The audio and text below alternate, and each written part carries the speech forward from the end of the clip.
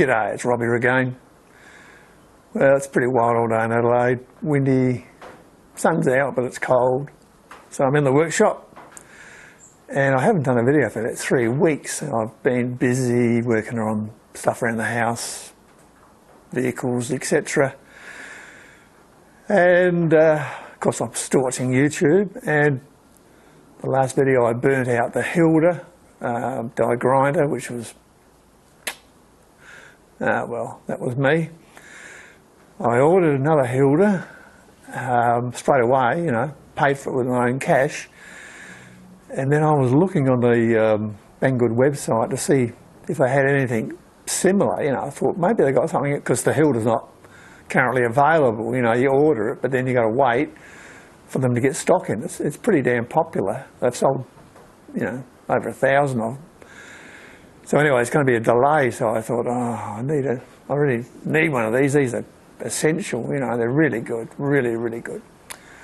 So I thought, what else have they got? So I had a look, and they've got one that's very similar, a bit cheaper, but not a Hilda. And also, it's got a front on it, a nose on it, where you mount it for using it as a tool post grinder. That's different. It looks to be machined and parallel, which is better than the Hilda because that's slightly tapered. So I thought, hell, this looks good. So I got onto my contact at Banggood and said, hey, you got these in stock? And yep, we got them. And nobody had reviewed it much. And I said, well, can I have one of these? Yep, no problem. So it's coming. So that'll be a future review. That should be pretty interesting.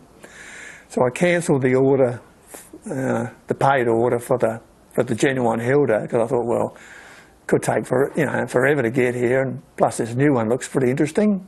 Plus it's going to be free, so I might as well have it. So that's coming. And what have I been doing apart from working on the house? Well, I've been working on another model steam engine. You know, I'm always making model engines, steam engines, Stirlings, all sorts. Give it a go. It's always, you know, my own design plans. Well, I just take a concept and work on it, you know. Anyway, I was looking on the internet, and there's a guy, David Kurzul, had built a single cylinder rotary valve steam engine, and I quite liked the look of it. So I thought, yeah, it's not bad. And he gets away with one pipe to the cylinder. You know, I did that with the one I made. I converted it from a 2-pipe to a 1-pipe, and it works great, fantastic. Turned out really well.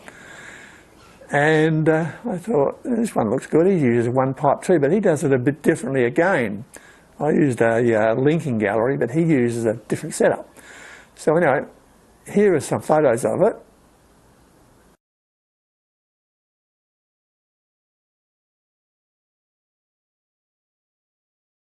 And here's the plans I'm sort of using. I'm not doing it the same dimensions. I'm just, once again, doing my own thing on this.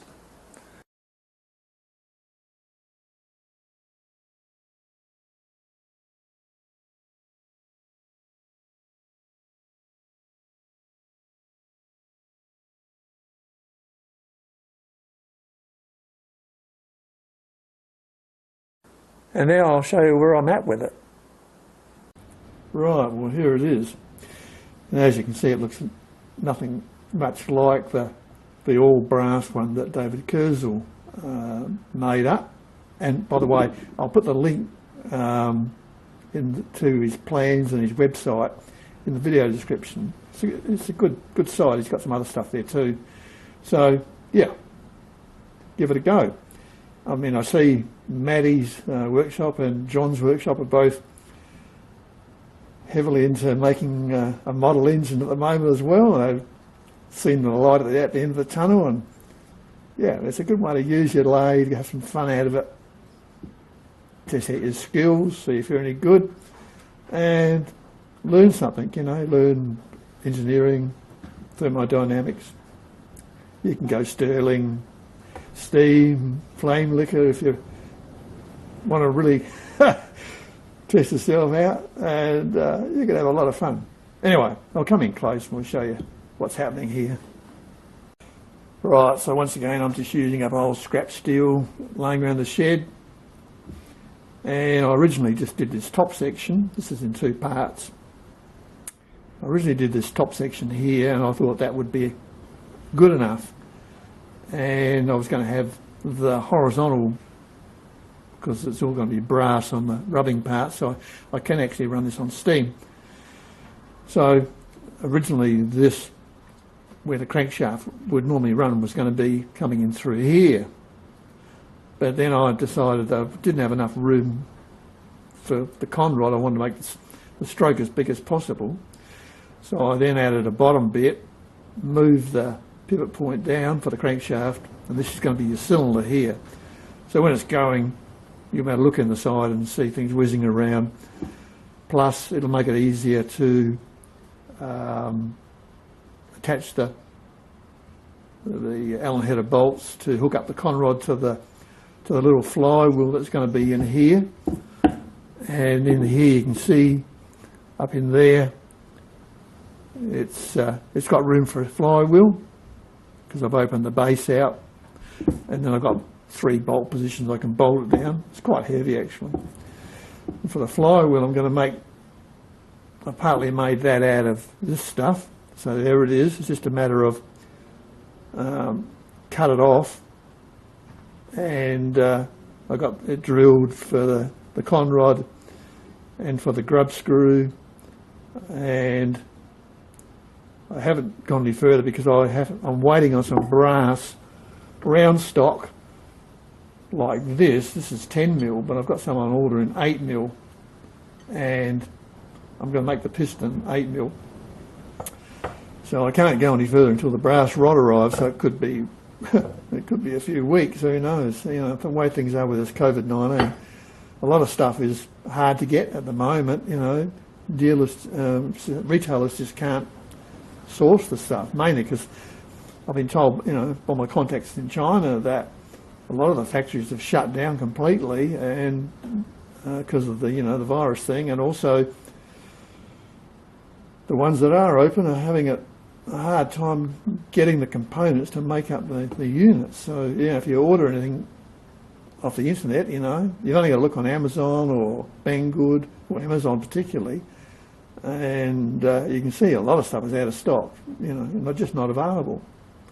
Anyway, I'm digressing. So what am I going to do? So this is the bizzo. Now the brass, what I did was rather than just Loctite it in, I've actually put 22mm BSB thread on this, and it screws in. That 22, or is it 26? 26mm I think it is. No, I can't remember now. Anyway, it's BSB, British Standard Brass, and that's a beautiful thread. I think it's 26 now, thinking about it. And that does a beautiful job. So that's the bizzo where the crankshaft's going to go through, the hollow crankshaft. The design he's using is actually a concept I thought of really early in the piece. I thought you could basically just have the exhaust going back out through the centre of the crankshaft. That way you can only need to use one pipe. And I thought, yeah, maybe I'll try it. And I see David has done it, so I thought, yeah, I'll give it a go too. And then of course the barrel, that screws in as well. It's the same as that, and I've yet to drill that out. And then the copper pipe can either come out the top like David had it, up and over and back down into the port that will be here, or it can more simply come out the side here and get just a right angle bend then, and that way it'd be easier to shorten it to make it line up with the hole. You know, when you bring them up and then bend them over, you don't always get your bend right. You know, it can be a bit of a problem. But if you do a 90-degree bend rather than a U-shaped bend, you can then just shorten the pipe and move it in or out. So it's all quite doable. So yeah, the whole thing is going to be pretty simple when it's finished. So I'll paint all this and spray paint it, solder the pipe in. I've got plenty of that pipe. You can see it in the background there. I got a whole roll of this stuff sent down from Queensland, and it's good to go. This is that old set of taps and dials I picked up for 20 bucks, I think it was, or 30 bucks, off of Gumtree quite a while back. I did a video on it, and it's BSB, yeah, it's 26 dpi, I thought it was. Beautiful old set. I mean, how would you be, you know, I mean, what a bargain. And that is just the perfect thread for working on these little engines, because it's 26 TPI right through, which is a really nice compact thread, beautiful thread. Yeah, that was a bargain buy. Absolutely love it. It's just so handy. It was, I bought it thinking it was Whitworth, but it's only Whitworth profile. The TPI is not standard Whitworth TPIs, which vary. It's just a single 26 TPI throughout all the sizes. So excellent set. Made in the good old US of A. It's an antique. Came from the Roads Department, South Australian Railways originally. It's got the number on the end of it, but super handy. One of my best buys ever. So there we go, we've got all the bits to do the job, and oh yeah, here's the 26 TPI tap that I use to do that, and I just kept it in the collet just in case I have to clean the thread up after I paint it, you know, could get some paint in there or something, and yeah, it's all go, so should be good. I might open the inside up a little bit more, I'm not sure, I haven't decided. But that should be the right diameter to fit and do the job, and that will give me a 20mm stroke, so it'll be 10mm out from centre, and everything should just work in nicely.